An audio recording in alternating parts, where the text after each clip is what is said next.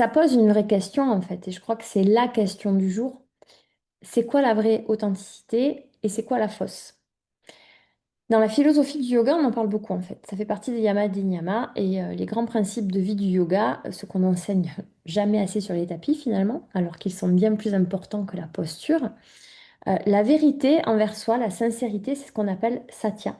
C'est un pilier entier de la philosophie du yoga.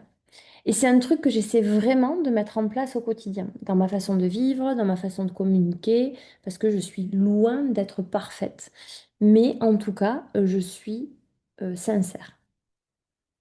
Et en même temps, on se heurte à un vrai paradoxe en fait. Si tu fais pas les choses de façon totalement spontanée dans la vie, à partir du moment où tu prends ton téléphone, tu te filmes, ou tu prends ton micro, tu t'enregistres, comme moi là maintenant en train de parler dans ce micro, ben, il y a quand même quelque chose de préparé.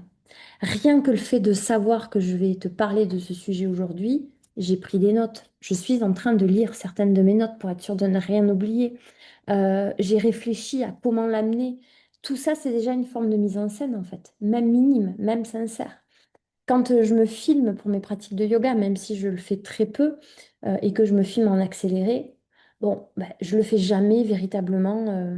Enfin, tu es déjà dans ce truc de te dire, je vais me filmer. Donc, il y a le truc de prendre ton trépied, de poser ton téléphone. Et même si tu le fais dans un cadre que tu vas pas travailler sans une tenue particulière, tu as quand même fait la démarche de prendre ton trépied, prendre ton téléphone, etc. Et c'est finalement, c'est ça pour tout. Alors, est-ce que ça enlève de l'authenticité? Honnêtement, j'ai pas de réponse à donner à ce sujet. Et je pense que c'est pas le genre de question à laquelle on peut trancher oui ou non. C'est pas noir ou blanc en fait. C'est vraiment un sujet qui reste ouvert. Et c'est justement ça qui rend le sujet passionnant à mes yeux. Ce que je crois en tout cas, c'est qu'il y a une différence entre préparer sa communication et fabriquer un personnage.